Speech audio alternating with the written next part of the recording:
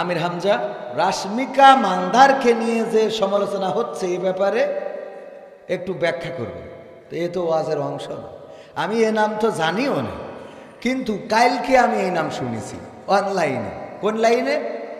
অনলাইনে। যে যা নিয়ে চর্চা করে তার মধ্যেই সে জিনিসটা বেশি পরিচিত হয়। তবে হ্যাঁ, আমেরিকার প্রেসিডেন্ট ডোনাল্ড ট্রাম্প, এটা অটোমেটিক আমরা জেনেছি না জানি না? বাইডেন আগে ছিল, জানি না জানি না? সিরিয়ায় অভ্যুত্থান হলো, জানি না জানি না? মিডিয়ার কল্যাণে অনেক কিছু পরিমণির নাম আমরা জানি না জানি না? এগুলো আমরা তাদের ভালো বাসলেও জানি, না বাসলেও জানি। কিছু নাম, কিছু কথা, কিছু ঘটনা আমরা চাইলেও আমাদের সামনে পড়ে, না চাইলেও আমাদের সামনে পড়ে। আমার আমির হামজা ভাই উনি সুন্দর করে একটা বিষয় বোঝাতে যে বুঝিয়েছেন যে আজকে আল্লাহর দেওয়া চেহারা সৌন্দর্য এই বিশ্বের 256টা দেশে বিশ্ব সুন্দরী প্রতিযোগিতা হয়, এবং যেই সব জায়গায় যোগ করে সুন্দরী বানায়, এগুলো নাউজুবিল্লাহ করা তো যাবেই না।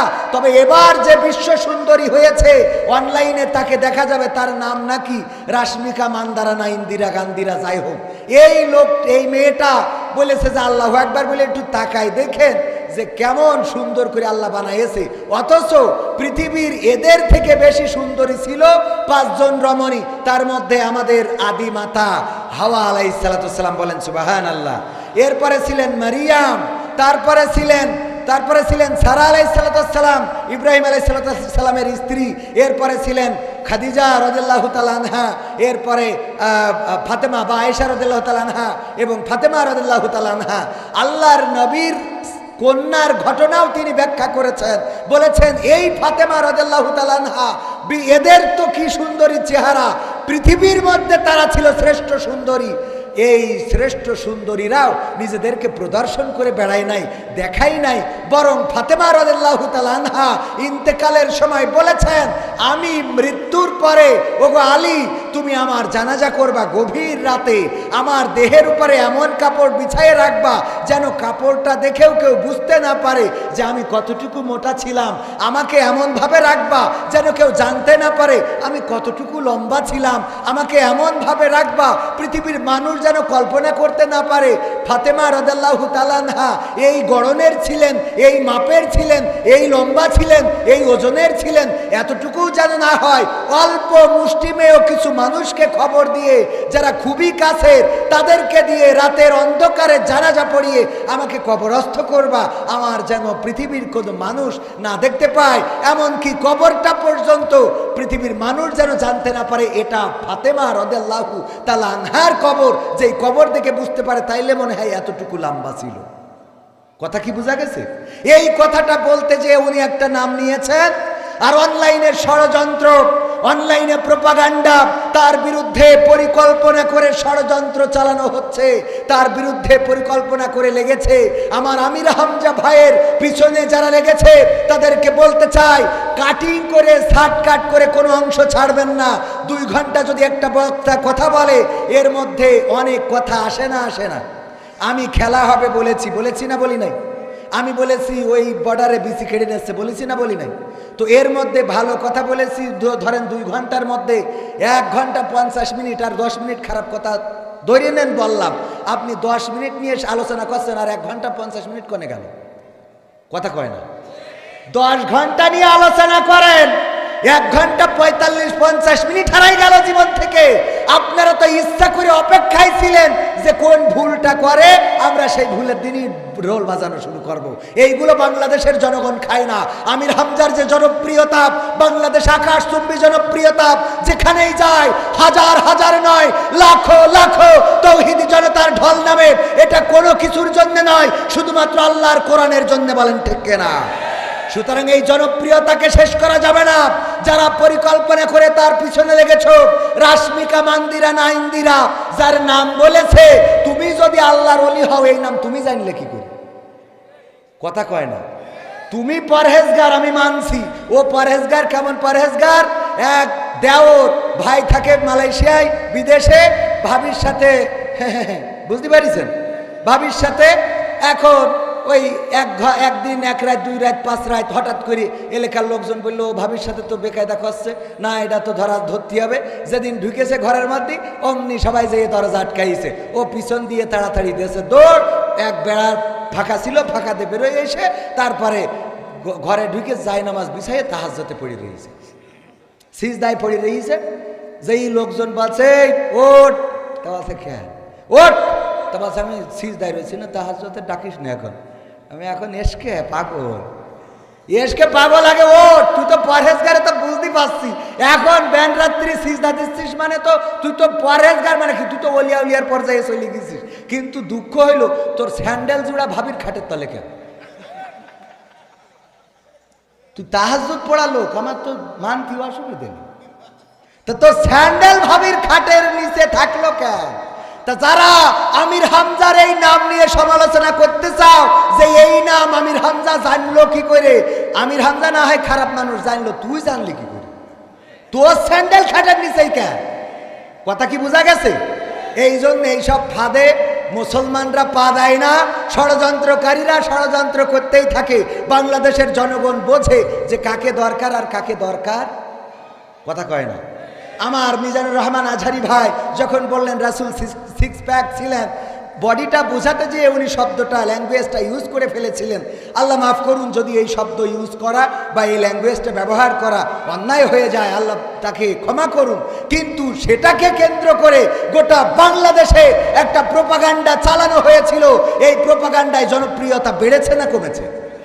আপনি মিথ্যা প্রচার করে তো লাভ নাই। আল্লামা সাইদিকে রাজাকার বানানো হয়েছে, ধর্ষক বানানো হয়েছে, জেনাকার বানানো হয়েছে, লুণ্ঠনকারী বানানো হয়েছে, চোর বানানো হয়েছে, ডাকাত বানানো হয়েছে, 13টা বছর কারাগারে রাখা হয়েছে। কিন্তু সেই আল্লামা সাইদির জানাজায় বাধা দেওয়া সত্ত্বেও যত মানুষ হয়েছে, এই দেশের জাতির পিতার জানাজায় এত হয় না।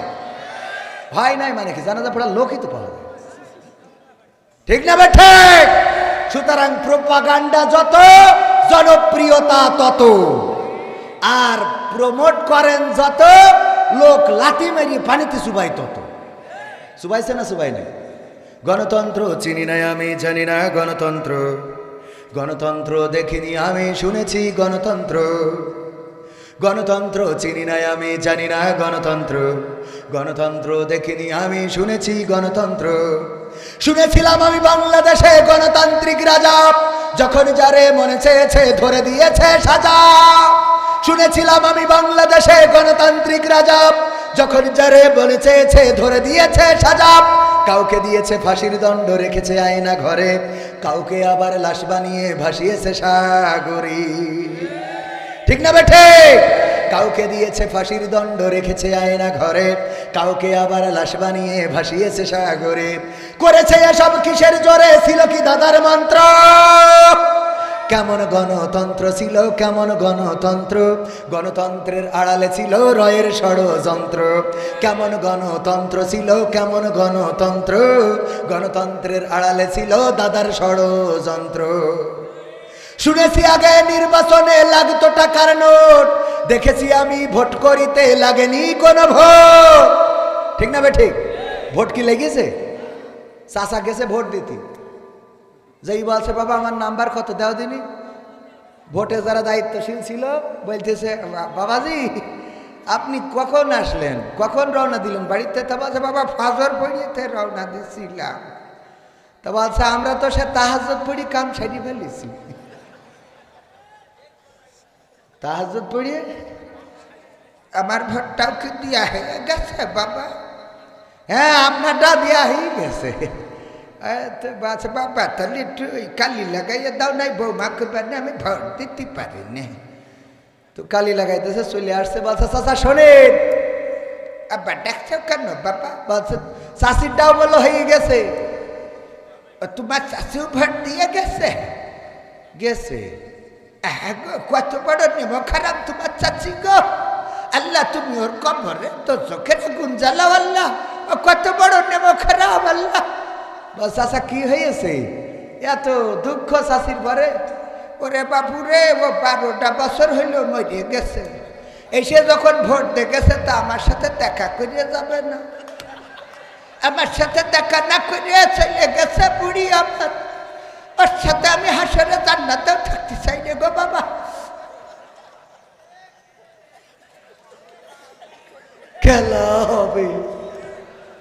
ঠিক আছে তো বাজান? শুনেছি আগে নির্বাচনে লাগতো টাকার নোট, দেখেছি আমি ভোট করিতে লাগেনি কোনো ভোট। ভোটের আগে পাশ হয়েছে মন্ত্রী মিনিস্টার, লাগেনি মিছিল, লাগেনি মিটিং, লাগেনি তো পোস্টার। ভোটের আগে পাশ হয়েছে মন্ত্রী মিনিস্টার, লাগেনি মিছিল, লাগেনি মিটিং, লাগেনি তো পোস্টার। নির্বাচন কমিশন ছিল ইন্ডিয়ান কোন যন্ত্র। কেমন গণতন্ত্র ছিল, কেমন গণতন্ত্র, গণতন্ত্রের আড়ালে ছিল দাদার ষড়যন্ত্র।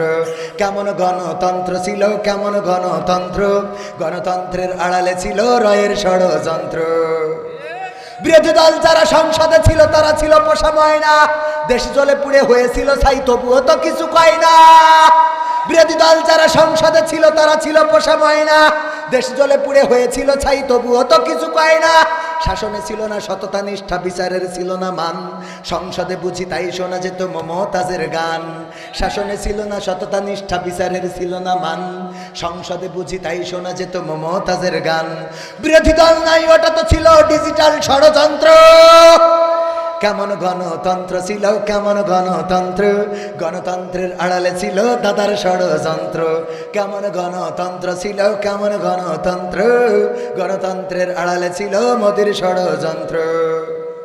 নায়েবে রাসূল কোরআনের পাখি বলতো মানুষ যারে, 13টি বছর সেই মানুষের রেখেছিল কারাগারে। নায়েবে রাসূল কোরআনের পাখি বলতো মানুষ যারে, 13টি বছর সেই মানুষের রেখেছিল কারাগারে। কোরআনের কথা বলতে গেলেই